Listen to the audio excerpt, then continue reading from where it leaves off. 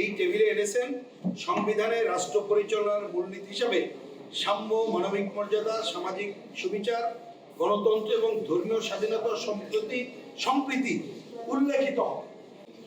শুধুমাত্র এই ১৬তম দিন নয়, আপনারা জানেন এর আগেও একাধিক সময় আলোচনা করেছি।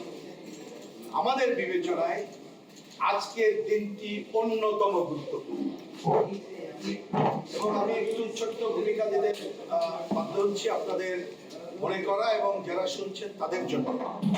আমাদের এই ঐক্যবদ্ধ কমিশনের সহসভাপতি তিনি আজকের শুরুতে মুক্তিযুদ্ধের কথা বিশেষভাবে ওনাকে ধন্যবাদ জানাই। এটা অন্যতম গুরুত্বপূর্ণ। মুক্তিযুদ্ধ শুধুমাত্র তো শব্দ চয়নের মধ্যে সীমাবদ্ধ থাকে না, মুক্তিযুদ্ধের কতগুলো ফলাফল দীর্ঘ সংগ্রামের, সুতরাং সেটি গুরুত্বপূর্ণ এবং তার সাথে মিলিয়ে মুক্তিযুদ্ধের মধ্য দিয়ে অর্জিত সংবিধানে যে 4 মূলনীতির ভিত্তিতে আমরা সংবিধান রচনা করেছিলাম এবং ওই সময় শুধুমাত্র মুক্তিযুদ্ধের বিরোধিতাকারী শক্তি ছাড়া সবাই ঐক্যমত্য ছিল। আজকে সেটা নিয়ে প্রশ্ন সামনে অনেকদিন ধরে করা হচ্ছে এবং সেই বিষয়ে আলোচনা আছে। এই বিবেচনায় আমরা গুরুত্বপূর্ণ মনে করছি। আমি দ্বিতীয়টি সম্পর্কে আমাদের কথা বলে আমি প্রথম বিষয় আমাদের কথা বলব। আপনারা এটা জানেন যে এই 4 মূলনীতি বাতিল করে নতুন করে কতগুলো বিষয় আনার প্রস্তাব আমাদের দিক থেকে এই সংস্কার কমিটি আগে করেছিল। আমরা এর আগে এটা এক অর্থে বলবো পরিষ্কার করে বাতিল করে দিয়েছি, বলেছিলাম যে না এটা হতে পারে।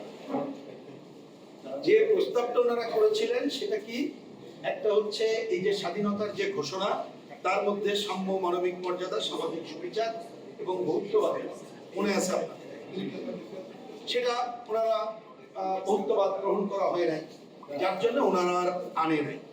আমরা বলেছিলাম ঠিক আছে এটা ছেড়ে দেন আগামী সংসদে, কারণ যেটা এত বড় দ্বিমত এটাকে সামনে আনার দরকার নেই। আমরা দেখলাম আজকে ওনারা সেটা নিয়ে এসে গতকাল রাতে আমাদের কাছে যেটা কাগজ পাঠিয়েছিলেন, আজকে সেটা আমি আর আলোচনায় রাখছি না, যেহেতু ওনারা আনুষ্ঠানিকভাবে আনেন নাই। এই টেবিলে এনেছেন সংবিধানের রাষ্ট্র পরিচালনার মূলনীতি হিসাবে সাম্য, মানবিক মর্যাদা, সামাজিক সুবিচার, গণতন্ত্র এবং ধর্মীয় স্বাধীনতা সম্প্রীতি উল্লেখিত। আমরা পরিষ্কার করে কিছুক্ষণ আগে বলেছি এই কথার মধ্য দিয়ে ডিফ্যাক্টো ওই 4 মূলনীতি যেটা আমাদের মুক্তিযুদ্ধের বিরোধী অর্জন, সেটাকে এক অর্থে নাকচ করে এই কথা বলা ব্যাখ্যা যে যাই দিক না কেন, সুতরাং এটা গ্রহণযোগ্য আমরা পরিষ্কার করে। এরপরে আমরা সমাধান হিসাবে বলেছি যে এখানে যে এই সাম্য, মানবিক মর্যাদা, সামাজিক ন্যায় বিচার, এটা কিন্তু অলরেডি আমাদের সংবিধানের পার্ট হয়ে গেছে। স্বাধীনতার ঘোষণা নামলেও চলে, গণতন্ত্র 4 মূলনীতির মধ্যে আছে, ধর্মীয় স্বাধীনতা এবং সম্প্রীতির কথা আমাদের সংবিধানের 28 এবং 41-এর এক অনুচ্ছেদে আছে, সুতরাং এটা নতুন করে আনার দরকার নেই।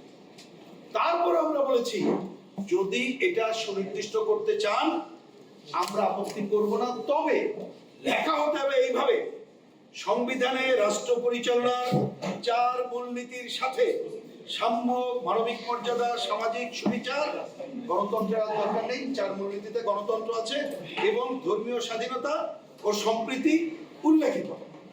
আমরা মনে করি এইটা যদি করা হয় তাহলে আমরা গ্রহণ করতে পারবো, না হলে এটা গ্রহণ করা যাবে না, কারণ আমাদের মুক্তিযুদ্ধের মূল চেতনা এবং আকাঙ্ক্ষার সাথে সাংঘর্ষিক হবে।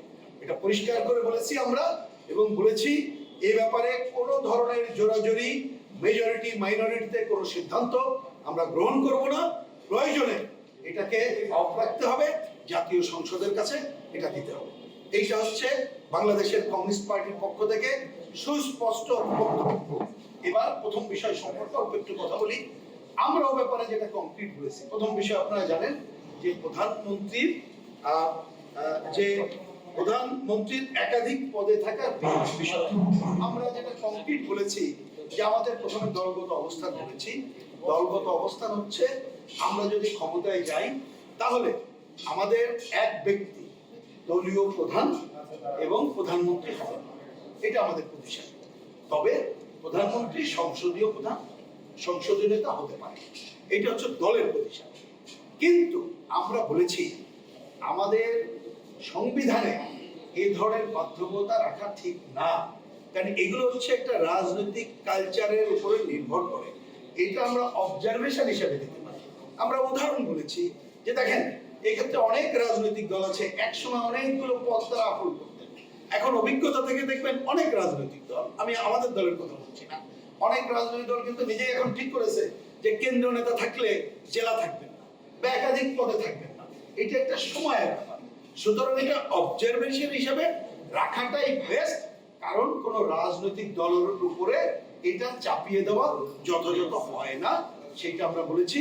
ওনারা অবশ্যই আজকে সিদ্ধান্ত গ্রহণ করেন নাই, দুপুরের পরে আলোচনায় ওনারা বলবেন, তখন আমরা এটা দেখব। কিন্তু আমি অনুরোধ করব যে দ্বিতীয় যে আলোচনাটা চলছে, যেটা আমরা প্রথমে উল্লেখ করলাম, আমি আশা করব আপনারা এ বিষয়ে আপনাদের মাধ্যমে দেশবাসীর কাছে আমাদের কথা সুস্পষ্টভাবে যাবে, আমরা তুলে ধরতে পারবো এবং জনগণের মত নিয়ে আমরা এ বিষয়ে আগামীতে অগ্রসর হয়ে যাব। ধন্যবাদ সবাই।